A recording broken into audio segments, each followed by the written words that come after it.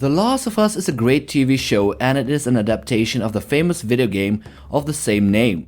So, in this post-apocalyptic world, most of humanity is either dead, surviving in quarantine zones like isolated warring tribes, or they have been turned into zombie-like creatures or monsters. But the best thing about this kind of infection is that it differs from the norm. While most storylines focus on viruses that turn humans into zombies, here it is a species of fungi that does the trick.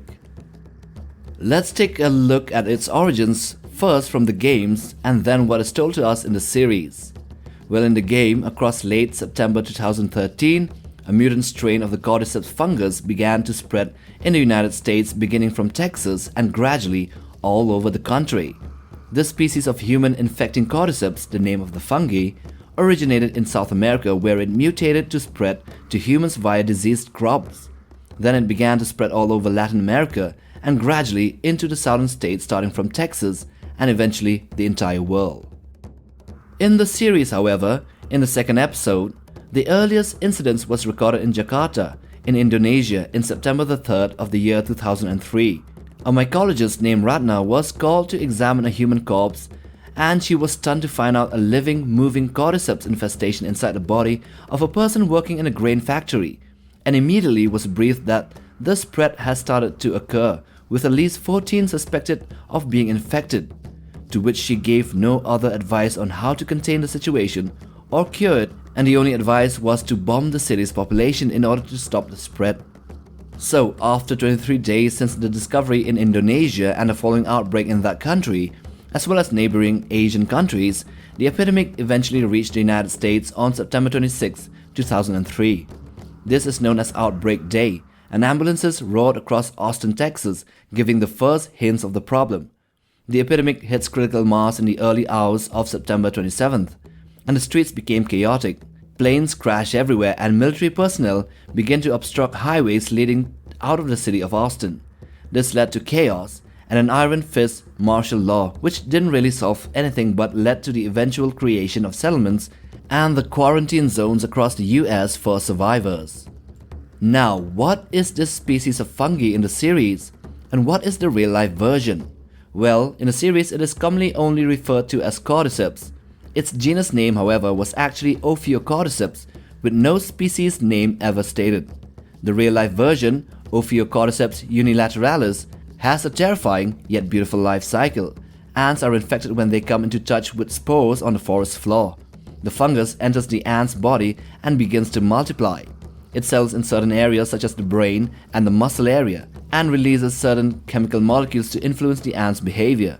The fungi takes over the motor functions of the insect and the ant is taught to bite into the underside of a leaf high above the ground, having optimum temperature and sunlight for the fungus to develop. Because of certain chemicals, its mouth latches onto the leaf and stays there until the fruiting body emerges from its head. It eventually breaks open, releasing additional spores over the forest floor, infecting more ants. So, how did it evolve and what does the show tell us about it?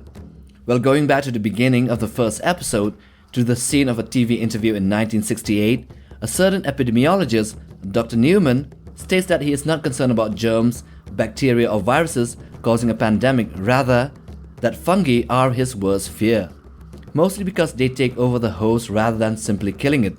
Scientists have long pondered why insects, plants and amphibians are particularly sensitive to fungal infections. According to research, controlling body temperature or homeothermy is an effective barrier against fungal infection. Fungi flourish in colder settings, which makes them effective adversaries of insects, amphibians and plants. With us humans, our hot body temperature is a fatal factor to them.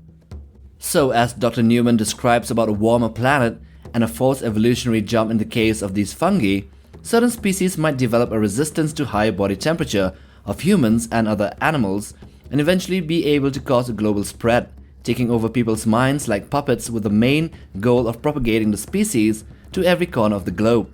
So in this case, it was not a ringworm or a candida yeast infection that evolved, but the deadly Ophiocordyceps that made a hyperleap in evolutionary terms to not only infecting humans, but also developing a hyper-fast growth rate as well as maintaining a mycelium network in the ground for communications, like the trees of Avatar.